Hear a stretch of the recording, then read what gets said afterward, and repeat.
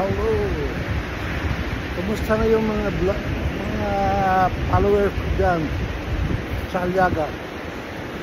Nandito pa ako ngayon sa Baler, the surfing capital of the Philippines. Ang ganda rito. Ay, masarap maligo. It's about 3 o'clock in the afternoon. Ang sarap ng alon.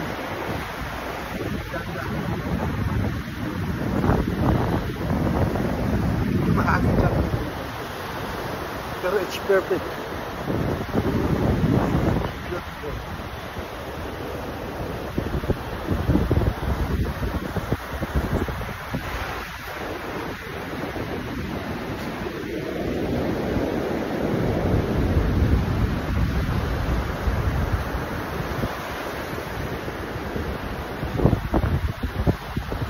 Ito yung alon, ang lalakas ng alon ngayon kasi nahangin.